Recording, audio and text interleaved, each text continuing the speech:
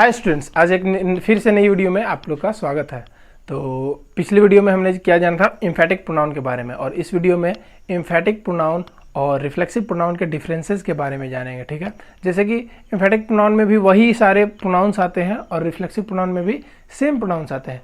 तो हो सकता है आप लोग के मन में कन्फ्यूजन हो, डाउट्स हो कि किसको कैसे कब कहाँ पे यूज़ करना है। तो इसी कन्फ्यूजन को आज डिफरेंस और एग्जाम्पल्स के साथ दूर किया जाएगा, और इसमें आप लोग को 20 क्वेश्चंस भी दिए जाएंगे जिसमें कि आपको चुनना होगा कि वह कौन सा प्रोनाउन है और कौन सा एडजेक्टिव है। जैसे इसमें एडजेक्टिव भी तो है, जैसे कि पॉजेसिव एडजेक्टिव और मतलब बहुत सारे हैं, एडजेक्टिव्स भी है और प्रोनाउंस भी है। तो वही आपको चुनना होगा, और चुनने का नियम आप लोगों को पहले से पता है, और भी थोड़ा सा डिटेल में इसमें डिफरेंस बता दिया जाता है। ठीक है, तो देखते हैं यहाँ पे हमारे पास आगे difference between reflexive pronoun and emphatic pronoun. तो डिफरेंस क्या क्या है, देखिए इधर रिफ्लेक्सिव प्रोनाउन है, इधर एम्फेटिक प्रोनाउन है। तो reflexive pronoun, the impact of action done by subject. जब कोई सब्जेक्ट हमारा एक्शन करता है, कोई काम करता है, तो उसका impact turns back upon the subject. तो उसका पहले भी मैं बता चुका हूँ रिफ्लेक्सिव प्रोनाउन के डेफिनेशन में कि जब कोई सब्जेक्ट काम करता है तो उस काम का असर किस पे दिखता है, खुद सब्जेक्ट पे ही दिखता है। तो यहाँ पे भी वही सेम चीज़ है कि इम्पैक्ट, द असर जो है एक्शन का, सब्जेक्ट के द्वारा किए गए काम का असर सब्जेक्ट के ही ऊपर आता है, सब्जेक्ट के ही ऊपर आता है। जैसे खुद एग्जाम्पल देखते हैं इसमें, he locked himself inside the room. उसने खुद को कमरे में बंद कर लिया। अब उसने कमरे में बंद किया, किसको बंद किया? खुद को बंद कर लिया। खुद को बंद कर लिया यानी कि वो खुद कमरे के अंदर बंद है, काम उसी ने किया और उस काम का असर उसके खुद के ऊपर पड़ा। ठीक है, काम उसी ने किया, उसके काम का असर उसके खुद के ऊपर पड़ा। तो वहां पे क्या कहेंगे उस प्रोनाउन को?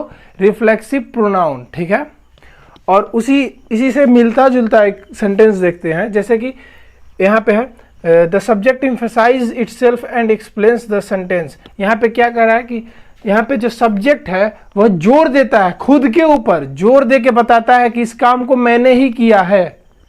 सब्जेक्ट क्या करता है? खुद के ऊपर जोर देता है और कहता है कि इस काम को मैंने ही किया है।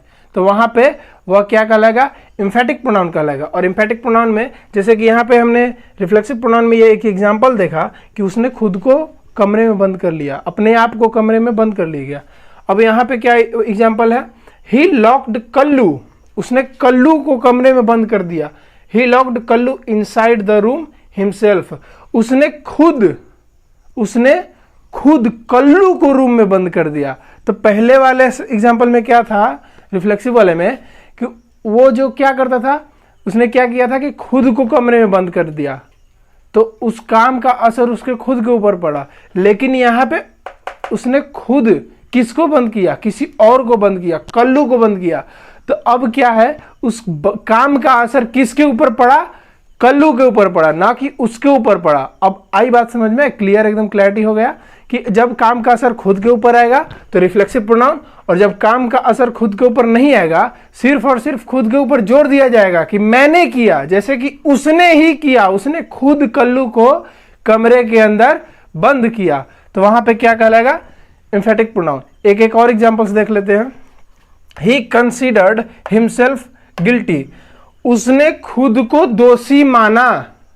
उसने खुद को दोषी माना, उसने समझा कि वह खुद दोषी है। क्या किया? उसने खुद को दोषी मान लिया। तो जो दोषी शब्द मतलब कि जो काम मतलब कि कर रहा है, दोषी सोचने का काम उसने किसके ऊपर किया? खुद के ऊपर किया। तो यहाँ पे क्या कहलाएगा? हिमसेल्फ क्या कहलाएगा? Reflexive pronoun. लेकिन यहाँ पे देखते हैं, ही एक्सपोज्ड द कल्प्रिट हिमसेल्फ। उसने कल्प्रिट यानी कि जुर्मी को, जो जुर्म करता मतलब कि जो भी क्या करते हैं, दोषी, रियल दोषी है, कि उसने एक्सपोज किया, उसका भंडा फोड़ दिया खुद से। उसने खुद उसको पकड़वाया। किसको? कल्प्रिट को, रियल कल्प्रिट को, असली दोषी को उसने खुद पकड़वाया।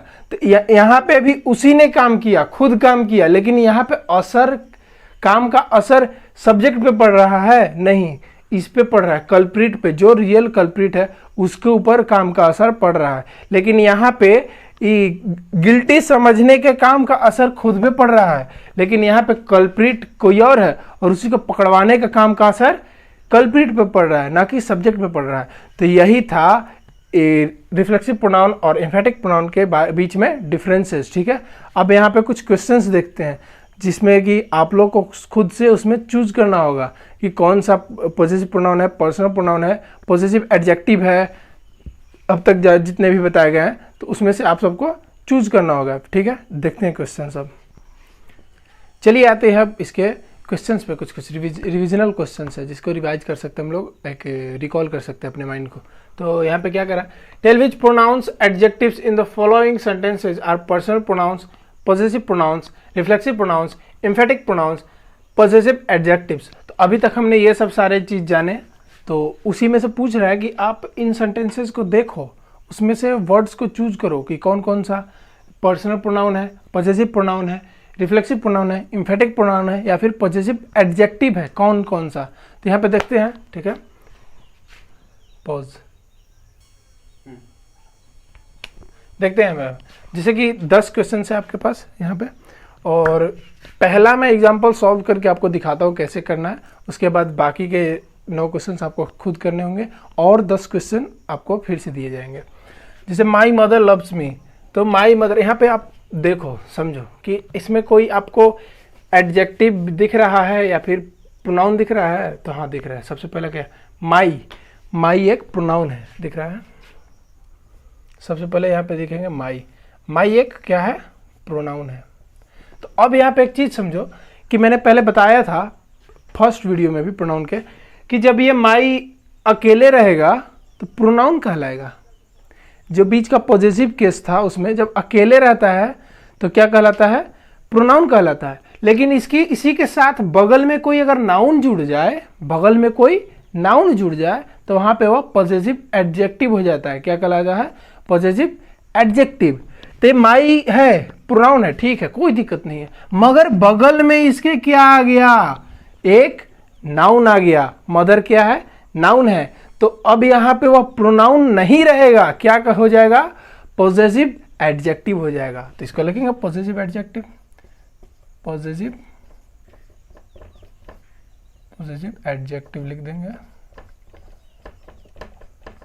ठीक है, और इसी में क्या और कोई दूसरा नाउन भी है, सॉरी प्रोनाउन भी है। तो देखते हैं, मदर नाउन है, लव्स तो क्या है, वर्ब है एक। ठीक है, मी, मी क्या है, एक प्रोनाउन है, तो मी को भी लिखेंगे। मी को भी, ये पहला का ही है, आप लोग डिस्टेंस स्पेस मैनेज करके लिख लेना, बोर्ड छोटा है थोड़ा। तो मी, मी की कैसा प्रोनाउन है अब देखते हैं। मी के साथ, सॉरी ये आपने देखा होगा नॉमिनेटिव केस में, जब फर्स्ट वीडियो पढ़ाया जाता था पर्सनल प्रोनाउन के नॉमिनेटिव केस में, तो उस वक्त मैंने ये भी बताया था कि जो नॉमिनेटिव केस वाले होते हैं वो सारे के सारे पर्सनल प्रोनाउंस होते हैं। तो नॉमिनेटिव केस का है, ठीक है, इसके साथ में कोई नाउन तो आया है नहीं, बाद में नहीं आया है, तो ये मी क्या हो जाएगा, एक पर्सनल प्रोनाउन हो जाएगा। ठीक है, ये मी हो गया पर्सनल प्रोनाउन। आई होप कि आपको ये प्रोसेस पता चल गया होगा कि किस प्रोसेस के हिसाब से इसमें से चूज करने हैं, वर्ड्स को, प्रोनाउंस को, एडजेक्टिव्स को किस प्रोसेस के अकॉर्डिंग चूज करने हैं। तो फर्स्ट एग्जांपल में मैंने बता दिया कि किस प्रोसेस से चूज करना है। बाकी के सारे वीडियोस को आप बाकी सारे क्वेश्चंस को आप वीडियो को पॉज करके स्क्रीनशॉट लेकर के बना सकते हो। और नेक्स्ट 10 क्वेश्चंस देखते हैं। अब यहाँ पे 10 और क्वेश्चन है फिर से, जैसे कि वही रिवीजन सेम, जैसे 10 क्वेश्चन मैंने अभी दिए और 10 क्वेश्चन यहाँ पे और है।